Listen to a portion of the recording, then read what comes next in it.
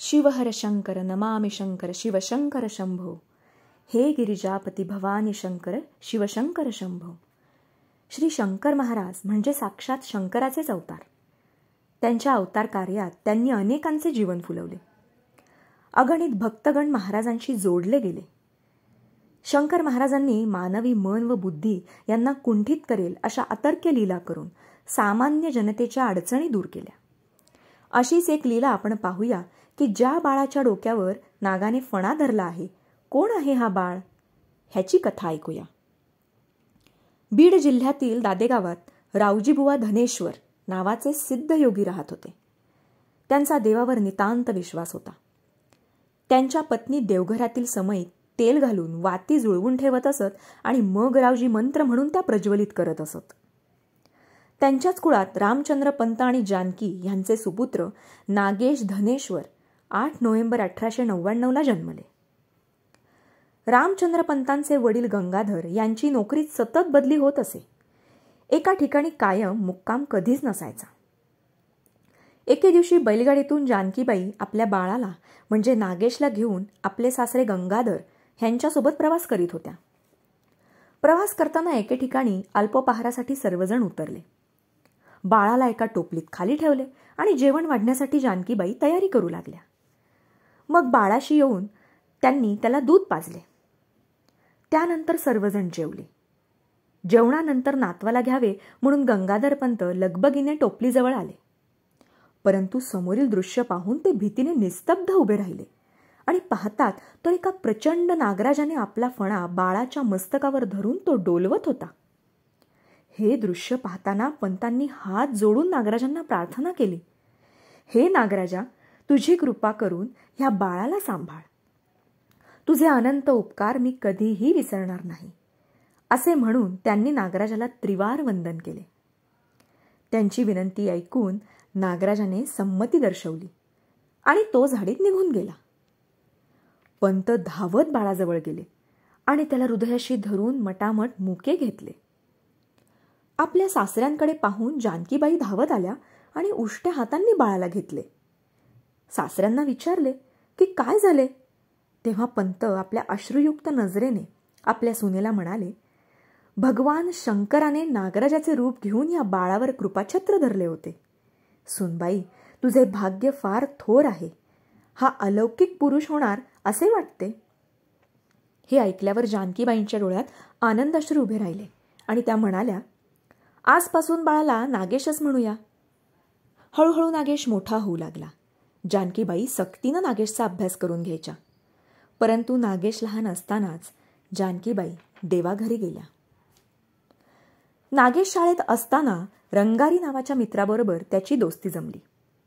शाळा सुटल्यावर दोघेही गावाबाहेर जायचे. ओढ्यातील पाण्यात हातपाय धुवून औदुंबर पाटावर बसून हरिपाठ, विष्णू सहस्त्रनाम न चुकता म्हणायचे. एके दिवशी औदुंबराच्या बुंद्यातून प्रकाश आला आणि एक तेजस्वी पुरुष फकीर वेशात अवतरला. हे दृश्य पाहून नागेश गोंधळला आणि दोघेही स्तब्ध उभे राहिले. तो फकीर हसला आणि म्हणाला, तुमची ईश्वरनिष्ठा पाहून माझे मन प्रसन्न झाले आहे. तुम्हाला मारुतीचे दर्शन घडवू का. फकीराने आवाहन करताच क्षणी भुभुकार करत उड्या मारत वानर आला. दोघांनी हनुमंताला नमस्कार केला आणि त्याच क्षणी तो अदृश्य झाला. फकीर सुद्धा क्षणार्धात औदुंबरात गुप्त झाला. दुसऱ्या दिवशी त्याच ठिकाणी फकीरानं दर्शन दिलं. मुलांची गर्दी वाढू लागली. सगळे त्यांच्याशी गप्पा मारत बसायचे. पण नागेशची निष्ठा पाहून रामकाठी नावाची सिद्धी त्याने आपणहून नागेशला दिली. नागेशाने एकदा फकीराला लंका दहनाचे रूप दाखवण्याची विनंती केली. तेव्हा फकीर नागेशला म्हणाला, डोळे बंद कर आणि भिवू नकोस. नागेशला विश्वरूपाचे दर्शन त्या दिवशी घडले. नागेशला त्यानंतर फकीर कधीच दिसला नाही, फक्त औदुंबरच दिसले. त्यानंतर नागेशने वैद्यकीय विद्येचं शिक्षण घेतलं. कडेकर वैद्य ह्यांनी त्याला मुलासारखे सांभाळले व आयुर्वेदाचे मुबलक ज्ञान दिले. वजीफदारांच्या मुलावर नागेशाने औषधोपचार करून असाध्य रोगावर मात केली. नागेश योगशास्त्राचा देखील अभ्यास करी. प्रसिद्ध डॉक्टर नोव्हिस यांचा योगशास्त्रावर विश्वास नव्हता, परंतु नागेशने नाडीचे ठोके बंद करून योगविद्येचे ज्ञान दाखवले. डॉक्टर नोव्हिस यांनी पराभव मान्य केला आणि योगविद्येचे महत्त्वही मान्य केले. एके दिवशी डॉक्टर नागेश नगरला निघाले होते. दौंड स्टेशनवर त्यांना स्टेशन मास्तर भेटले. ते नागेशला म्हणाले, तुम्ही शंकर महाराजांचे दर्शन घेऊन मग नगरला जावे. कसा बसा तर्ककुतर्क लढवत मास्तरांच्या घरात नागेश आले आणि दारात आल्यावर थोडे थबकले. लोडाला ऐस पैस टेकून महाराज बसले होते. त्यांचे तारवटलेले डोळे, डोक्यावर वाढलेले केस, ढगळे कपडे, वाढवलेल्या दाढी मिशा, लांब हातपाय हे सगळं पाहून नागेशच्या मनात शंका कुशंकांनी घर केले. महाराज हास्य करून नागेशला म्हणाले, मी तुला लहानपणापासून ओळखतो. रामकाठी विसरलास का? रामकाठी हा शब्द ऐकल्यावर नागेशला फकीराचीच आठवण झाली. नागेशानं महाराजांना वंदन केले आणि म्हणाले, हे अष्टवक्र रूप कसे काय? महाराजांनी नागेशला जवळ बसवले आणि शरीरशास्त्राची व गुणसूत्रांची माहिती तो ऐकताना चकित झाला. समोर नागेशला बसवून त्यांनी दिव्य दृष्टी अर्पण केली. शरीर रचनेचे सर्व ज्ञान प्राप्त करून दिले. त्यानंतर नागेश आपल्या घरी नगरला निघून गेले. महिनाभराने महाराज नगरला नागेशच्या घरी आले. नागेशचे वडील रामचंद्र पंत यांची व महाराजांची जुनी ओळख होती. रामचंद्र पंत नित्य महाराजांना पूजनीय मानत असत. परंतु नागेश महाराज आणि आपल्या पित्याची ओळख असलेली पाहून गोंधळून गेले. त्यांनी आपल्या वडिलांना विचारले, तुम्ही महाराजांना कसे ओळखता? तेव्हा वडील म्हणाले, अरे तू मला मागे एकदा पत्रात निक्षून सांगितले होतेस की बुवांच्या नादी लागू नका, तेच हे शंकर महाराज. यावर महाराज म्हणाले, अरे तुझ्या आधी तुझा बुद्धिप्रामाण्यवादी पुत्र मला मानतो, विचार नागेशला. महाराजांनी आपल्या शिष्यांकडून धन जमा करून नागेशला दवाखाना थाटून दिला आणि म्हणाले, पैसे कमावणं हे ध्येय नाही, तर रावरंक भेद टाकून तू उपचार कर. नागेशने हाच गुरुमंत्र अखंड जोपासला. बऱ्हाणपूरचे एक वकील रामभाऊ पाठक यांनी आपली कन्या नागेशला अर्पण केली. नागेशची ख्याती गुणकारी डॉक्टर म्हणून लवकरच पसरली. नाडी परीक्षा अचूक करून बिनचूक औषधेही नागेश देत असे. लग्नानंतर नागेशला पुत्र होऊन अल्प काळातच मरण पावू लागले. त्यामुळे ते निराश झाले. यावर महाराजांनी सत्यनारायणाची पूजा घाल असे सांगितले. एक पुत्र त्यानंतर जन्माला आला आणि घरात आनंदी आनंद झाला. महाराजांनी त्याचे नाव नारायण दत्त असे ठेवले. एके दिवशी महाराजांनी नागेशाचे सारे साहित्य इकडे तिकडे अस्ताव्यस्त फेकून दिले.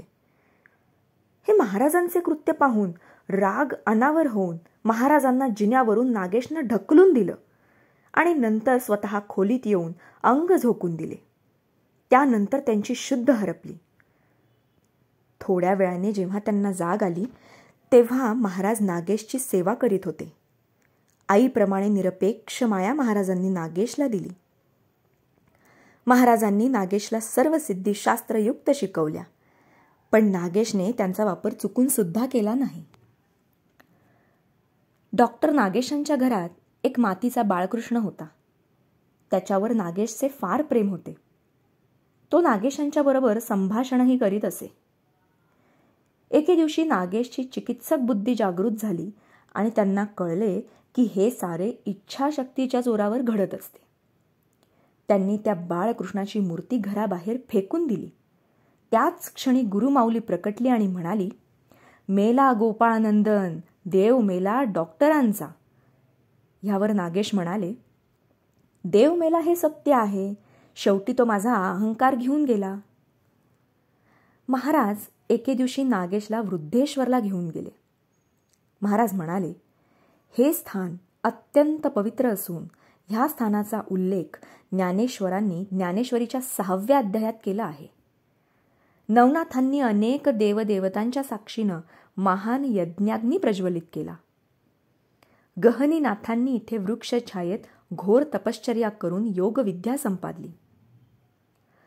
महाराजांनी नागेशला एका गुहेत नेले आणि सांगितले, नागेशा, ह्या ठिकाणी गहिनीनाथांनी ध्यानधारणा केली. त्यांच्या सभोवती शिष्यसुद्धा बसायचे. ही दगडी आसने त्यामुळेच जिजली आहेत. ह्या ठिकाणी एक स्थान तुझेही आहे. तू नीट अंतर्मनात निरखून पहा. नागेशानं क्षणभर एका आसनाकडे पाहिले आणि त्यांना अत्यानंद झाला आणि ते म्हणाले, हे स्थान माझेच आहे. महाराजांनी त्यांची पाठ थोपटली आणि म्हणाले, अरे, तू नाथपंथीच आहेस. मिरीकर बंधू, आप्पा थोरात, श्रोत्री, कारखानीस, रामचंद्रपंत आणि नागेश असे सर्वजण ओसरीवर पहुडले. ब्राह्म मुहूर्त साधून महाराजांनी सर्वांना झोपेतून जागे केले आणि सर्वांना ओंकाराचा ध्वनी ऐकू आला. सनईवर ललित आणि भटियार राग ऐकू आला. सर्वांनी महाराजांना विचारले, हे महान गायक कोण? तेव्हा महाराज म्हणाले, हे नटराज शंकर होते. दर गुरुवारी महाराजांच्या सोबत अगणित भक्तगण डॉक्टर नागेशांच्या घरी जमायचे. महाराज शेरभर गोरसात अगणित भक्तांना चहा करून द्यायचे.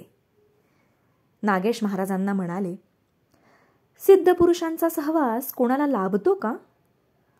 महाराज म्हणाले, तुझ्या समाधानाकरता मीननाथ स्वतः इथे येतील. तुझ्याशी ते बोलतील. सर्वांनी हॉल टापटीप ठेवला. खुर्च्या ओळीनं मांडल्या. सर्वजण मीननाथांची उत्सुकतेनं वाट पाहू लागले. बरोबर 9 वाजता मीननाथ दारात येऊन उभे राहिले. त्यांची उंची 7 फुटांपेक्षा अधिक होती. देहयष्टी सदृढ होती. तेजस्वी अंगकांती व काखेसी मृगाजीन होते. दरवाजातून वाकून अलख म्हणून आत आले. महाराजांनी आणि डॉक्टरांनी त्यांना वंदन केले. त्यांनी योगावर संभाषण केले आणि दूध पिऊन तिथून क्षणमात्रही न लावता निघून गेले. एकदा सिगारेट ओढत असताना बोलण्याच्या ओघात महाराज म्हणाले, मी मंगळवेढ्यात उपासनींच्या कुळात जन्मलो. माझ्या लहान वयात हातात तिरकमठा घेऊन चंद्रभागेच्या काठाने एका हरणामागे धावत होतो. हरिण टप्प्यात आल्यावर अचानकपणे एक संन्यासी प्रकटला.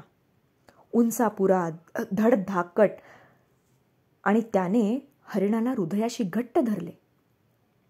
तो मला म्हणाला, निष्पाप जीवाला मारू नको. हिंस्र पशु दृष्टीस आल्यावर त्याला मार. संन्याशाचा मला राग आला आणि मी त्याच्यावर 2 बाण सोडले.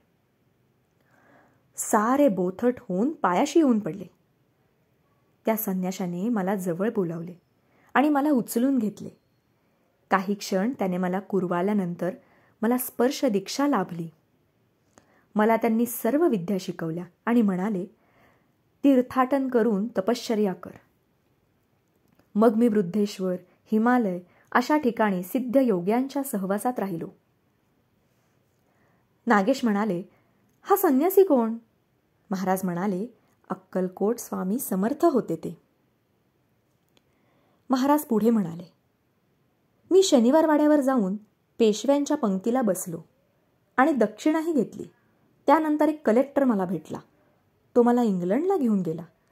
तिथे मी 10 वर्षे राहिलो. शेक्सपियर, मॅकबेथ यांसारखी नाटके मला मुखोद्गत आहेत. एके दिवशी महाराज नागेशला म्हणाले, ग्रहयोग बलवत्तर असून अवतार समाप्तीस योग्य आहे. संजीवन समाधी घ्यावे असे मला वाटत आहे. असा योग पुन्हा 17 वर्षांनी येणार आहे. नागेश हे ऐकून गहिवरले. त्यांनी महाराजांचे चरण अश्रूंनी धुतले आणि विनवले, महाराज, विद्यार्जन अपुरे ठेवून जाऊ नका. तुमच्याशिवाय माझा त्राता कोणीही नाही. यावर महाराज नागेशला म्हणाले, तुझे मन मला मोडवत नाही. मी तुला सर्व विद्या शिकवेन, माझ्यासारखेच तुला करीन आणि नंतरच देहत्याग करीन. गुरूंचे हे वचन ऐकून नागेशाने त्यांचे पाय घट्ट धरले. तरीही अधूनमधून महाराज बोलायचे, माझे कपडे जीर्ण झालेत, टाकून द्यावे वाटते. शेवटी समाधी घेण्याची वेळ येताच महाराजांनी आपल्या सर्व भक्तांना बोलवून स्वतःच्या हातांनी खिचडी करून खाऊ घातली आणि त्यानंतर ढेकणे मामांच्या घरात ध्यानस्थ बसले होते. संजीवन समाधी घेतल्यामुळे सर्व भक्तांचे मन हेलावले. नागेश नगरहून महाराजांचे अंत्यदर्शन घेण्यासाठी आले. ते बालका समान रडले. त्यानंतर त्यांनी गरिबांची सेवा करून, ज्ञानेश्वरीचे वाचन करून, गुरु आज्ञा मानून आपले जीवन वेचले. ओम नमः शिवाय, ओम नमः शिवाय, ओम नमः शिवाय. ह्या चॅनलला लाईक, सबस्क्राईब आणि शेअर करा.